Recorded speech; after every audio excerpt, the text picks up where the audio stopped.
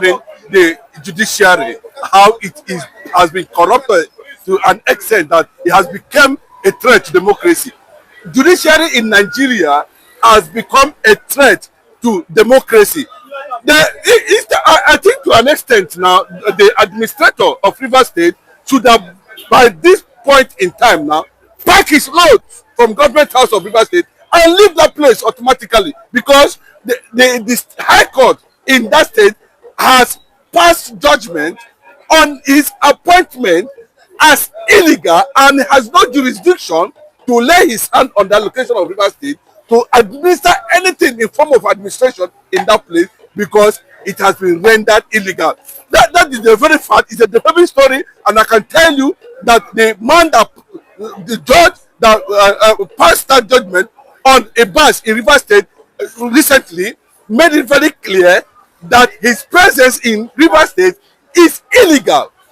We have been having some form of pressure from of course, the Attorney General of the Federation and the CGN and the rest of them are trying to question the rationale of trying to go against the already tailored and agreed judicial agreement in favor of Ibas and Wike in that state. But the State High Court made it very clearly that they can no longer continue to tolerate impunity, and so therefore they have automatically sacked the Ibas. While on that note, instead of Ibas to pack his load and leave Rivers State, he went as far as summoning a democratically elected governor of that state for investigation or for interrogation. I don't know when Ibas has become a judge. I don't know when Ibas has become a lawyer. I don't know when Ibas has become the judiciary himself. I don't know. If you look at the reporter's summoning, I went through it. He's asking Fubara to come and explain why he thinks he should be reinstated. Is it not funny? Well, unfortunately, those are the kind of things we see to make sure that they lay something on something and be able to continue to manipulate the entire Rivers people. That's the picture of the whole thing, and that's what is happening currently now. They don't know what to do. They don't know where to start, because they know that if they do not tread softly, carefully, they might ignite something that will destroy Nigeria. Yes, I can tell you that, because it has become very clearly that Wike's aid and some presidential aid has come out unanimously told Fubara that he must not be forgiven unless he comes with his two legs and bow down to Wike. So Wike has acknowledged that he is the one in charge of the crisis in Rivers State, and heaven will not fall. And heaven will not fall. That's what Wike is telling over 6-7 million people in Rivers State that contributed and voted for a democratically elected government. I don't know whether Fubara will be arrested. I don't know whether Fubara will be stripped of his mandate. I don't know whether Fubara is no longer the governor. I don't know whether Fubara, the suspension will lead to him not becoming the democratically elected governor, and possibly Ibas will now become the governor, democratically elected governor by Abuja. That's what they intend to achieve. But currently now, the court of Rivers State, High Court of Rivers State, has suspended and in fact, dismantled, unsettled him, from becoming acting as the whatever administrator in that state, because it is seen to be illegal. Because people are asking questions, in what capacity will Ibas be summoning a democratically elected governor, somebody that enjoys immunity under the Nigerian constitution? In what capacity is he doing so? I think from the capacity of corruption, from the capacity of impunity, from the capacity of impunity, from the capacity of criminality, from the capacity, of a system that has already been corrupted towards tyranny and authoritarian leadership. If you look at it very clearly, you know that the man has even exposed the presidency with the way he is going about doing some things in Rivers State currently now. He has exposed Wike, he has exposed Bola Tinubu's intentions in trying to sit on the resources of Rivers State, and of course be able to corner the wealth and funds of Rivers State to 2027 election. 25 billion. How can somebody be giving somebody who a lot of people made Wike governor? If people gather together and Fubara become the governor, I don't think it's a crime. But Mr. Jidebeke, let us take attention to the Tompolo factor, who have made it very clear that Biafra is the home of Ijaw. We understand that Biafra is Ijaw community state. He said that if you dare Biafra, you will die. It won't look like direct affront or direct altercation with Wike, who is causing trouble. We expected Wike's camp to reply Tombolo on that. I think Wike is afraid of Tombolo. No, he's silent on that. No, of course he is afraid of Tombolo because in as much as I personally on my own, I have deep respect for government Tombolo. I love him. Even though some of the things he started doing lately, does not align with the quest for the agitation of resource control and to send these northerners away from laying their hand on crude oil in Biafra land. But unfortunately, the seed of fragmentation has already been sowed by the northerners and the British among them. So they see these things as if they are what it, but still the northerners are still making them till this moment. But notwithstanding, I have deep respect for Tombolo, and Tombolo make it very clearly now, that the first Ijaw governor, Segun Fubara, cannot be ridiculed by Wike or whoever that calls himself that Ijaw is one, that irrespective that can be having crisis with the governor of misunderstanding, that does not mean they are not Ijaw. That does not mean that at any point in time that Ijaw will not unite to pursue a common goal. And if they have exhausted every other means of peace, then they will unleash the beast of the Ijaw nation. And that is a clear message, a clear signal that Tombolo can easily dump whatever contract he has with. After the resources belong to him. Actually have that capacity. Yes, I can tell you that Tombolo is the only militant in Niger Delta that never accepted amnesty. As at the last time we saw him, remember, he was still an avenger. He owns the Niger Delta Avengers. The man is still very active. But he have not come out clearly to accept. Yes, because the likes of Edwin Clark and the rest of them that played the kangaroo move that saw the likes of Tombolo, step down. No, you need to see what Tombolo is doing. I don't think in Tombolo's community there is federal government presence there. I don't think so. Tombolo single-handedly is trying to see how he can, reshape Baramatu Kingdom. And I'll give it to him, I'll give kudos to him. But the reality of God is that, the Ijaw nation cannot do it alone. I've not seen them come out to talk about the encroaching Islamization and colonization agenda that is heading toward the South and the Southeast. I've not seen them react to that simply because they feel that Bola Ahmed Tinubu's government is their government, they are controlling anything. But remember, the day of his birthday, an Ajib gas pipeline was born by the militants. Signaling, signaling, that the man, still have his structure up there. And the quest to come to unify the Ijaw nation and Biafra people, you understand, who them two are. The entire old eastern region is what we're talking about. Wike and Tinubu cannot stop that unification, irrespective of whatever it is. And I can tell you, if there's an extent that Fubara is being threatened, impeached, or arrested, I'm telling you, what you will see it with the speed of light. In less than 24 hours, Nigerian government will be unseated. And I tell you, because without money, without crude oil, there is no Abuja, there is no Aso Rock. Without gas from the Biafran land, there is no Abuja. And you see them, all these people that say they want Nigeria, they love Nigeria. They don't love Nigeria for one day.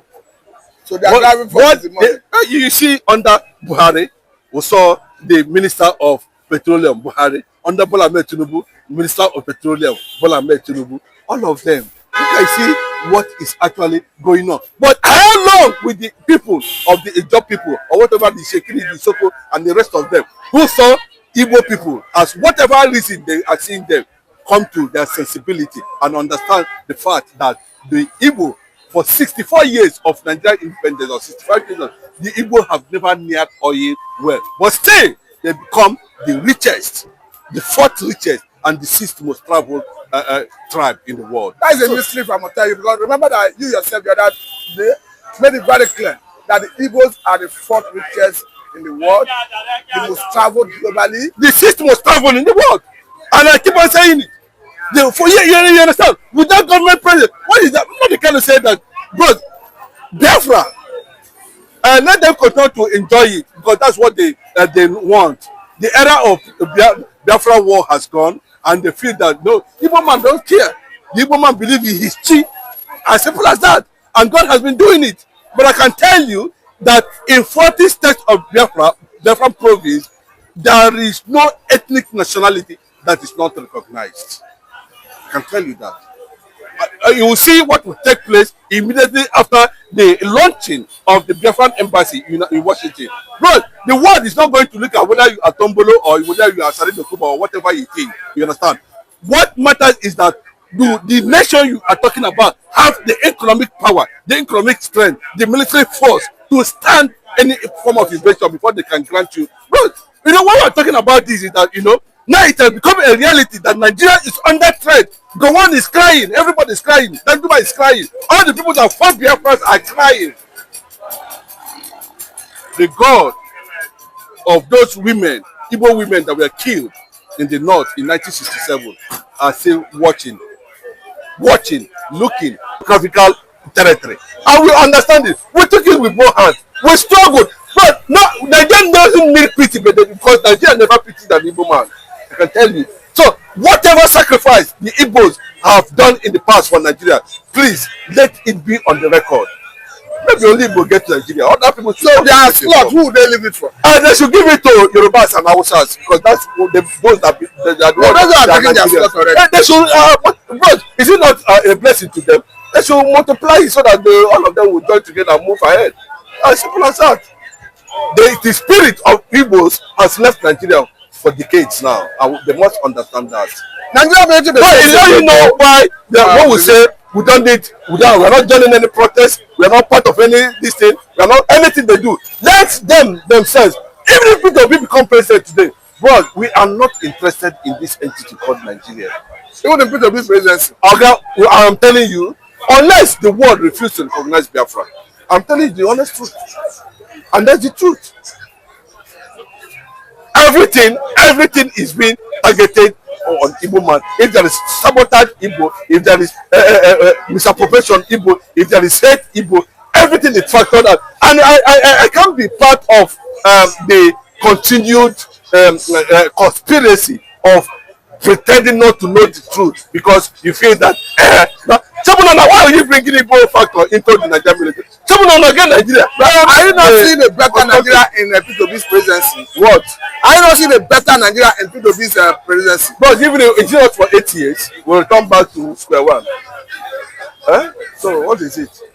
After Peter Obi presidency, what happened? I'm asking you now. After Peter Obi presidency, then what happened? Then we are back to square one. You will abuse your legacy. We are back to square one. You will abuse your legacy. And they will come with their agenda and smash it. We'll go back to square one. Now, Mr. Chinedu Michael, let me take you to the angle of your brother talking about Joe Buku. He has said it clearly, though this is a close ally of Tinubu when it comes to political. He said the marginalization of Igbos comes with consequence. Surprisingly, this is coming from Joe Buku, a close ally of Tinubu, telling Tinubu. All these people don't leave them alone. I don't care about Joe Buku. Unfortunately, I don't know whether he has been denied of any appointment. Why? So would that be the reason? 360 degrees U-turn. Unfortunately, that's Joe Buku for you. You can decide to go another line tomorrow. You might not know. But if he has aligned himself with the reality, that he even said it under Bola Ahmed Tinubu's appointment, the Igbos are still experiencing extreme Marginalization. What does that speak for to the presidency of Tinubu? I don't know whether there's any presidency called the presidency of Tinubu. I don't think there's any president in Nigeria. I don't think there's any president in Nigeria. I want to take a what does that Aisha Yusuf saying that Nigeria has no president. And you can see it. Look at the issue of drug. Look at a lot of things are involved. That's why I ask you, what does it mean for the image of Nigerian government? Okay, the Hausas and the Yorubas have never for one day. We know that they're not. Okay, do you know how many years he served on that? For him to come out and say my Igbo marginalization has a consequences, he should be able to know. They are together working. They are together. They are the ones that should provide the military themselves. Go and beg Northerners, Hausas and Yoruba youth to join the Nigerian military. They should leave Igbo completely out of. So Joe Boko should bring his children to feed Igbo slots. He's Joe Boko not at Igbo. I don't understand the management of this question. No, the way you are pushing Joe Boko out of. I said this is a Igbo man. He's not your brother. If he's my brother, come. I should allow him to take it. But even if Joe Boko is a lost sheep, but the fact is still remains. He's an Igbo man. And he knows. Why would he be saying that Joe Boko should go and feed that swine? No, I'm asking a question. I'm only asking a question because you didn't want to speak about Joe Boko. I've told you, unfortunately for Joe Boko, that maybe they didn't give him any appointment, and that's why he's looking at saying that out of the Tinubu's appointment, the Igbos are still being extremely marginalized. These are some things we have known how many years ago, and it's ongoing. Even when it becomes an Igbo man's turn, you can see what Tinubu said. They came out because the Northerners, the Fulanis, align with the agenda. They should do their thing the way they like. They came out and said they had structure. They are the one that own it, even when they know the reality. So what does that tell you? It's a clear message that what is happening in Nigeria is being powered and supported by Bola Ahmed Tinubu in alignment in alliance with the Fulanis. Are you saying Joe Boko like a prodigal son? And if he's a prodigal son, who came back to the father? Bro, they might not understand. I've met Joe Boko one-on-one.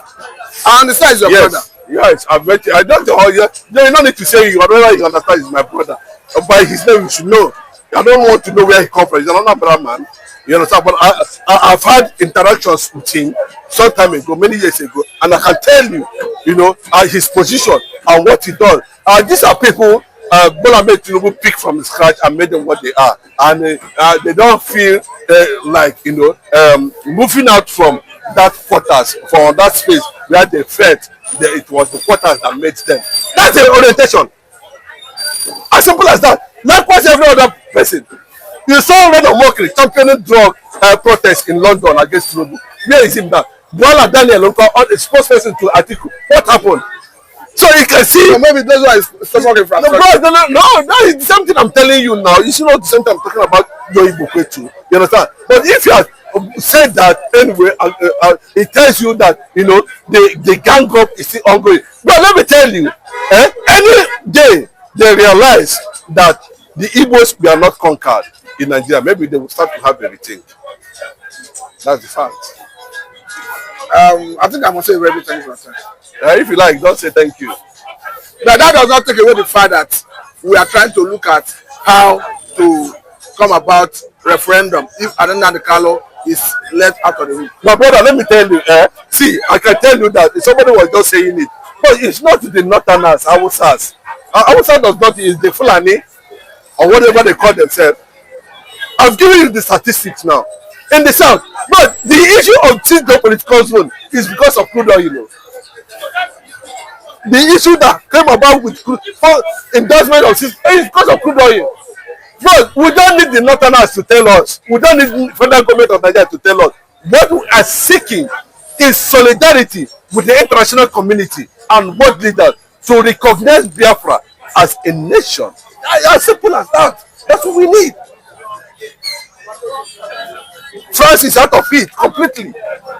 So once we get that recognition, that's what we're seeking, and that's why you are seeing so much diplomatic relationship, going out at the international space. Biafra popularity growing on daily basis, spreading. We have already conducted the referendum, and the only thing we can do is that to extend referendum to Ambazonia and some part of Middle Belt, and the deal is done. That's as simple as that. And no inch of Biafra land will be ceded to anybody at the end of the day.